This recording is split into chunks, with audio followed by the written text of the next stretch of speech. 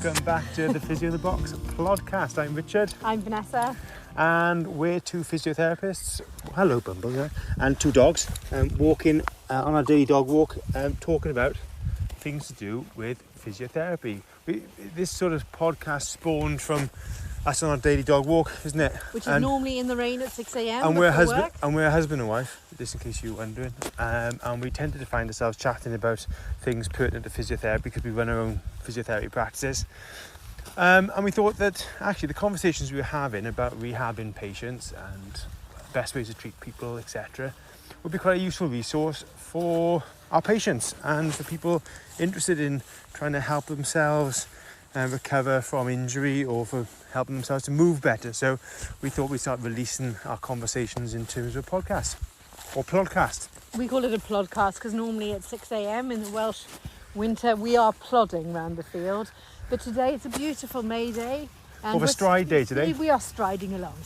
So we take Bentley and Bumble. There will be interjections of us, namely yelling for Bumble, who's our border terrier, who takes selective listening to a new level if he's got something else on.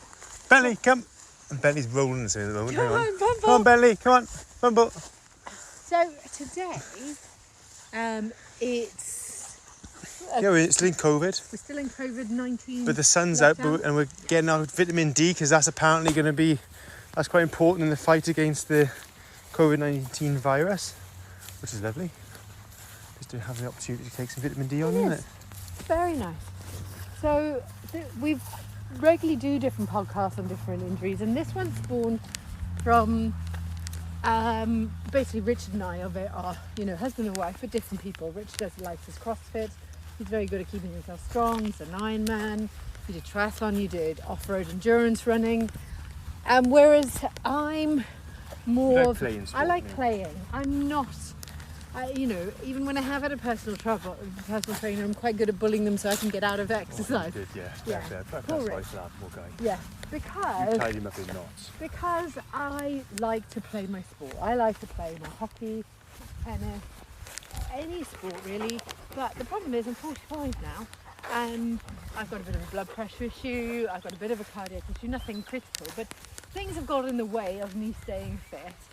And to do all the things I want to do, I've got to do extra stuff. So this podcast today is called, and runners are probably the worst ones for saying this, I put my hand up to that. Yeah. Why can't I just run? Yeah, I've had this conversation with you, haven't I? You have. But I don't want to go to the gym. Yeah. I want to run or play hockey. And that's the thing, isn't it? We do have this conversation. I think the reason we have this conversation with runners so much is probably a lot of people come trying to regain some physical fitness, and running is really accessible. Yeah. It's an easy thing to go and do, and actually it's quite nice time to have some me time, and people sort of they sort of fall in love with running. And it's been very, in the UK we've got the park runs. I think they're international anyway. Yeah. Park runs where you just turn up and run, or there's now the couch to 5k, and we get couch to 5k. Sometimes we get patients in. And actually, first of all, park runs have been amazing. Yeah. As a way of mobilising a nation, getting people more active, it's been a fantastic thing to get people to do. And it's really taken off and ignited, isn't it? It's brilliant. You can do it with the kids, and it's just a free turn up. The problem is sometimes your body isn't quite ready to get off the couch or stay off the couch. All right? And you have to do certain things. Yeah. If you look at our website, you will see a plethora of the various exercises you can do. I almost call them, it's like brushing your teeth for your muscles. It's the daily conditioning you've got to do. Because unfortunately, and I'm really sorry, and I wish this wasn't the case, because me more than anything would love this not to be the case. But just running doesn't strengthen all your muscle groups. You know, heartbreaking I find saying that. Well, the thing is, if you've got to be strong enough to run. Yeah, but why doesn't running make you strong enough? That's my issue. Why can't I just be... I'm sure it does if you do it in a graded enough fashion. Yeah. It will have a strengthening effect. But the thing is with running is that if you're coming from a sedentary background, we talk about the forces going through your legs.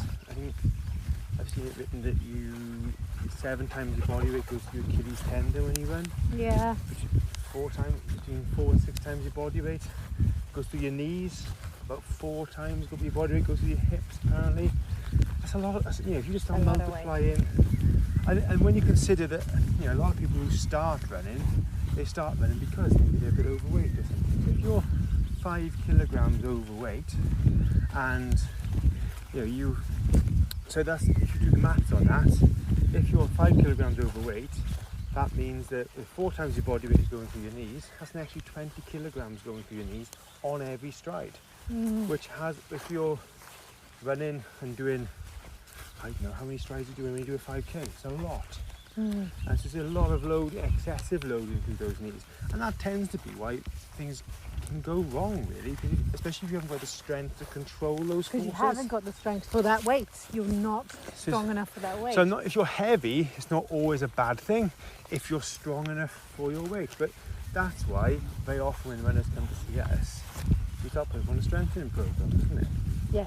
Not just to strengthen their muscles though, just to trying to acclimatise their tendons to increasing loads. Yeah.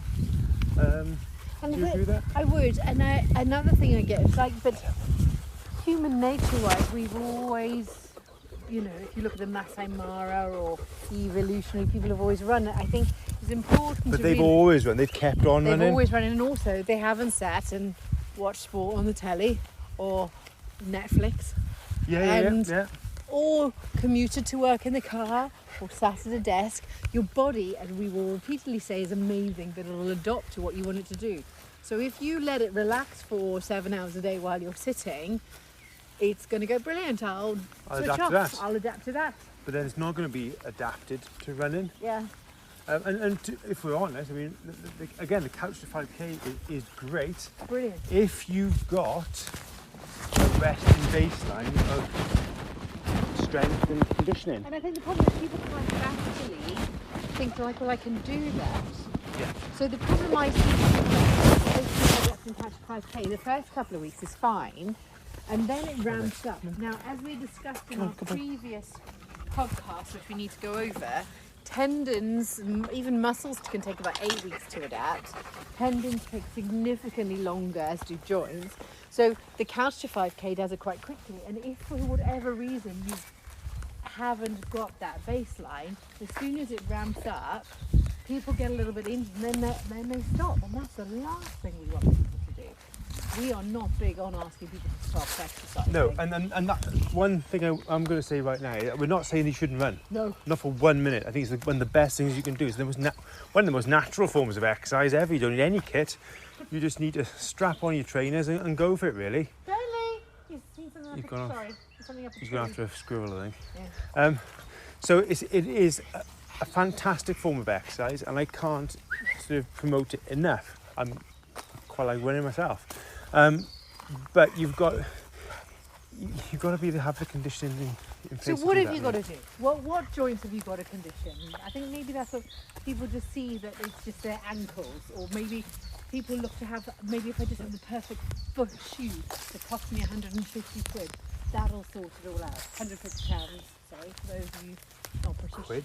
Slang, then, isn't it? Hi. So what Your mother would not be no, for that. my grandmother would be horrified. Yeah. What is it that what's involved? Right, so common injuries, if you think about running, are probably the two top ones we see in the clinic, looking at our records, are Achilles tendon problems, Achilles tendinopathy, So that's Achilles tendon pain. the tendon down from your calf to your heel. Yeah, that links it, which basically makes you push up onto your tiptoes. And the other one I would say is anterior knee pain, either from your kneecap and the front of your knee, should we say, kneecap, patellar tendon, etc. Those can get quite inflamed. It tends to come from two main areas. Either it's about strength and control, I would say. You see that? Yeah, but it's strength and control from higher up as well. You've got to, you'd have to bring in some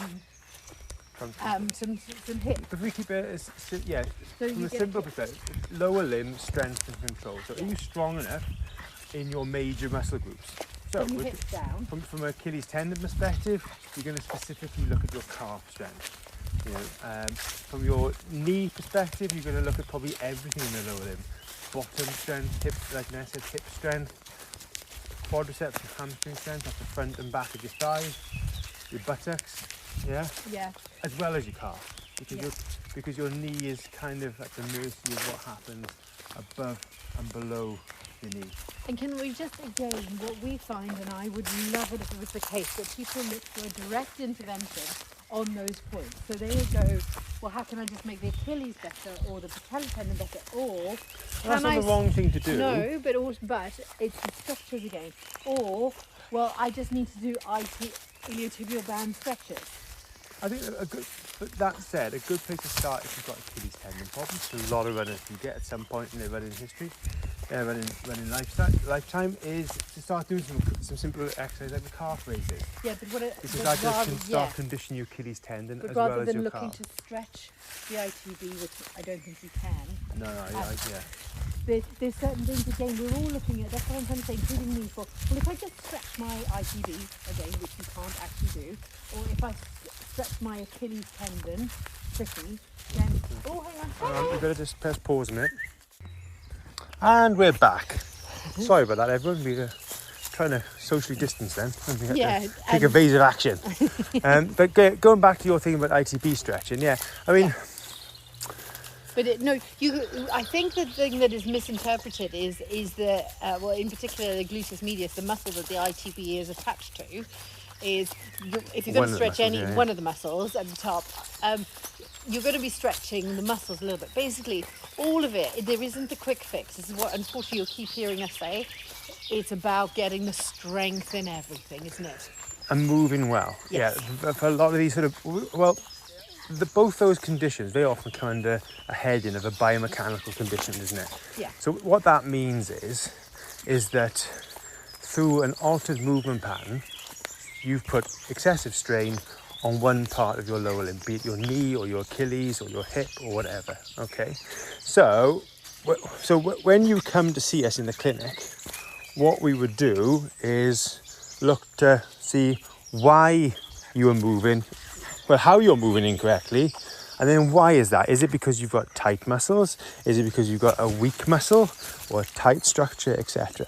Now, very often, tight muscles and weak muscles go hand in hand. Would you say so, Ness? Yeah.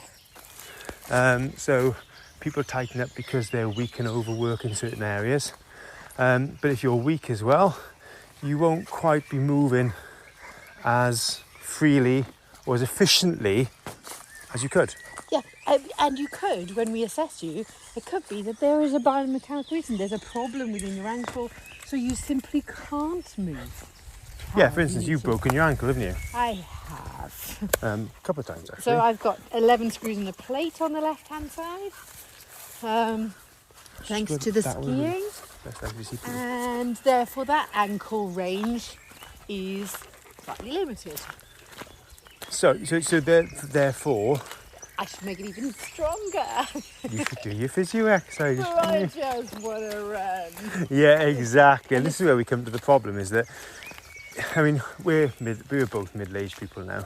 I've got an osteoarthritic knee and a dodgy ankle. You've got a dodgy ankle, and actually you've got a dodgy knee as well. Yeah. And it just means if you want to run, we're kind of high mileage now, I suppose, aren't we? But you know what? We could make this podcast like a minute long, couldn't we? Because we're like, I just want to run. Tough, you can't. Can't, yeah. It's as simple as that. If you were 7, then just run. Run, go for it. Kids can run as much as they want. But generally that's because they hang upside down and move and squat and they move. Jump Yeah, you ask a kid to squat down, they go into a lovely deep squat. Beautiful. Maintaining lovely posture very often. Then they start playing Xbox. They don't move so well, and then we start seeing them when they start to run. So I'm really sorry. If there was a magic shoe, a magic tape, a magic touch, I would have found it. But the truth is, there's no easy answer to this. No. There is an easy answer. Okay, well, there is an easy answer, but it's hard work. Yes. And you've got to get... But you don't find it hard work. You've got to get it strong. I do find it hard work. Okay, but you've got a psychological ability to do that, whereas I have a bit of a psychological block of, I can't be bothered.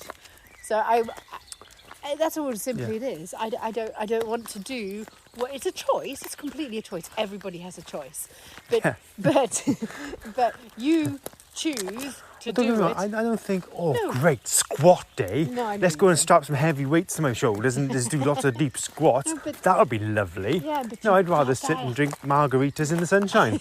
but Yeah. but I do it.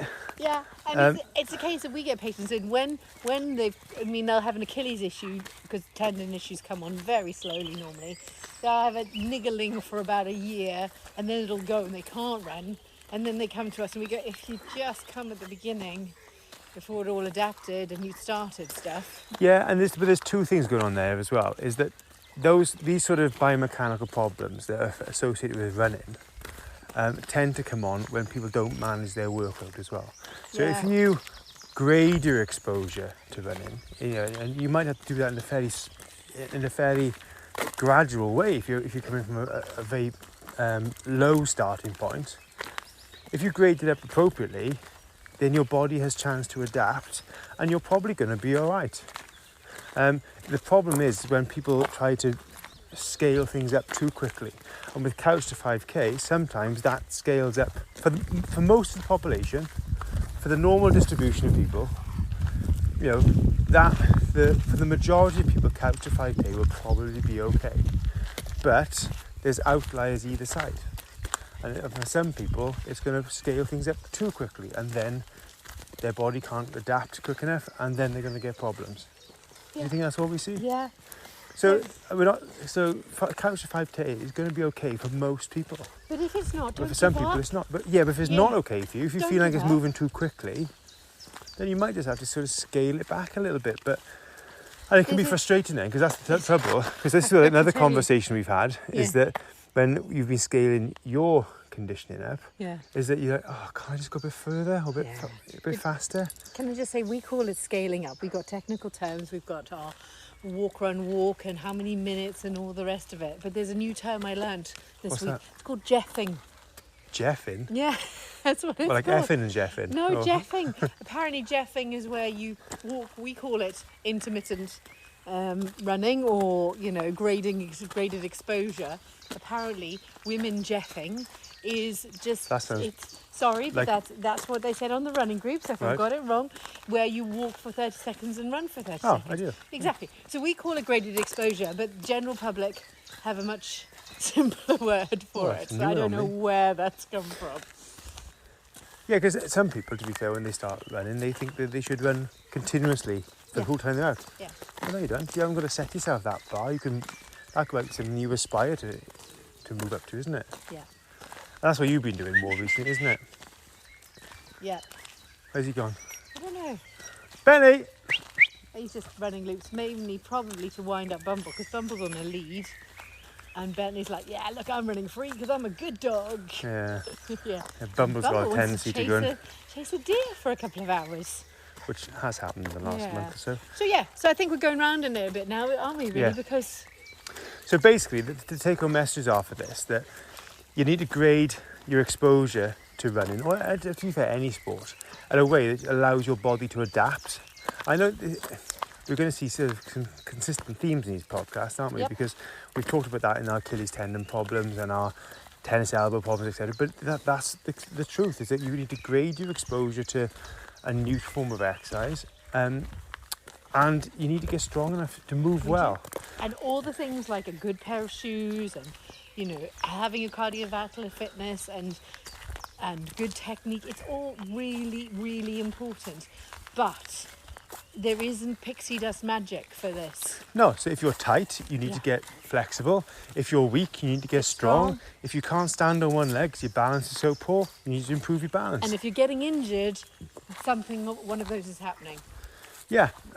Now, with regards to our website, there are exercises available on there to help you along this journey as well. Yeah. Because we, like we said before, we want you to run, we want you to move, we want you to take regular exercise.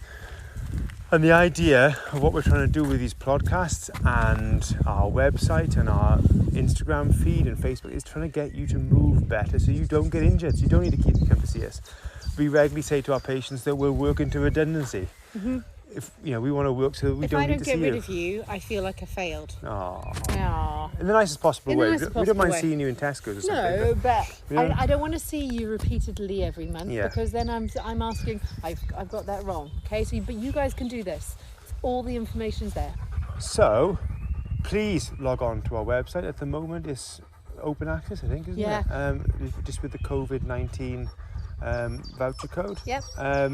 Take a look at some of the exercises. We'll keep on populating it with exercise to help your strength and control of your lower limbs and upper limbs, for that matter. And yeah, just give that stuff a go, really, and trying to supplement your running with exercises to help you keep running and keep you enjoying your running as well. Yeah. Because if you're moving well, you'll enjoy it an awful lot more. If you're not moving efficiently, running becomes a bit of a chore. And injured sports people are grumpy, aren't we, darling? Oh, yes, I am. Yeah. I don't So, like it. on that note, We better say goodbye. yeah. And hopefully we'll let Bumble off and hopefully he'll come back. Bye. Bye. Benny, come.